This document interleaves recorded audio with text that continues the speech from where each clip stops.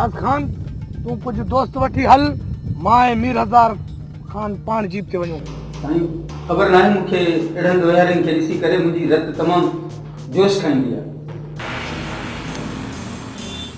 प्यार करण त इबादत आहे।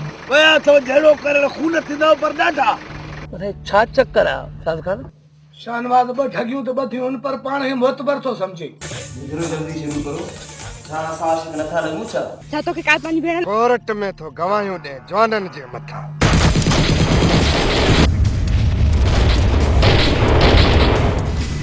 छा अंदाज़ थी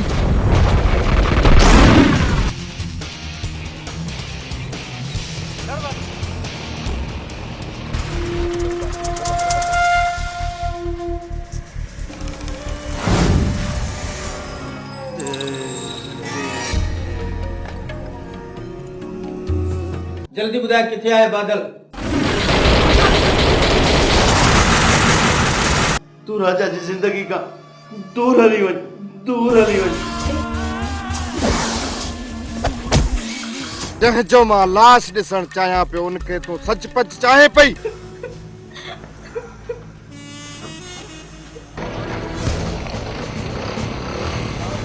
कुछ साथी तहां हिते थियो हाफिज़ हुसैन हलूं था मूंखे छड़ो ॿार अचण ॾियो पंहिंजे प्यार जो कुर्बानी मां ॾींदुसि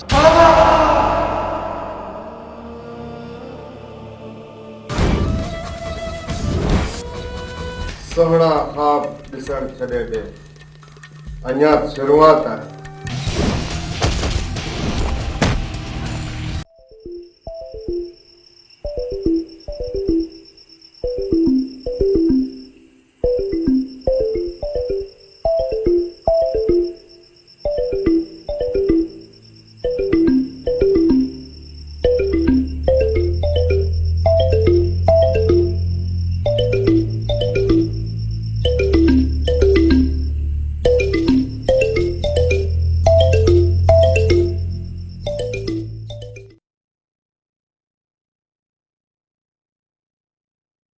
अलमदीना केमिकल शॉप हिते खुलियल hand wash dish wash Harpic bleach phenyl Surf ऐं स्वीप दस्तियाब आहिनि।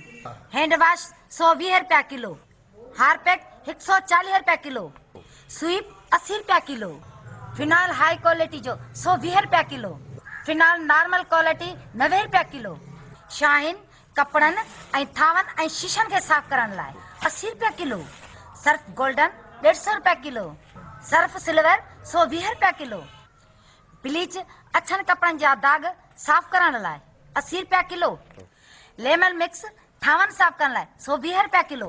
हफ़्ते जी लाइन नंबर नोट करना 03138562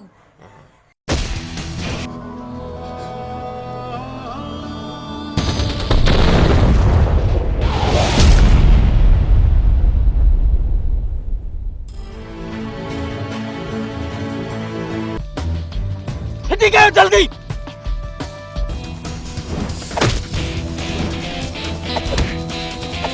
नाचो कि भीख मांगो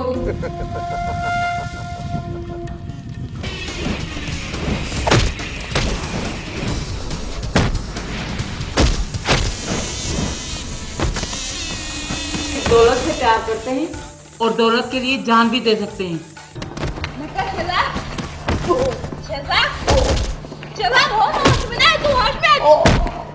जॾहिं कहाणी तो शादी की मतलब आती कर त खणी खणी खंदा खणी खणी बुज़दलन वारा आज़ाब न दे।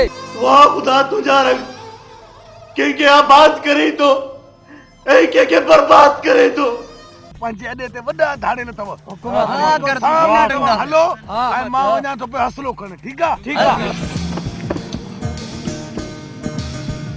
दूध पती बचा मोकल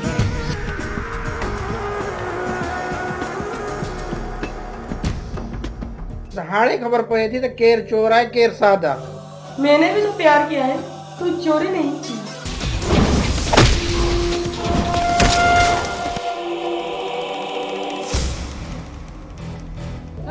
असी पंहिंजी मदद नथा करे सघूं त ॿिन जी छा मदद कंदासूं।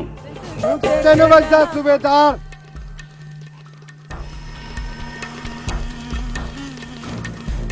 जेके भी बढ़िया हैं सब उठी पियो उती पियो बाप होता रहो पियो केड़ा वड़ाओ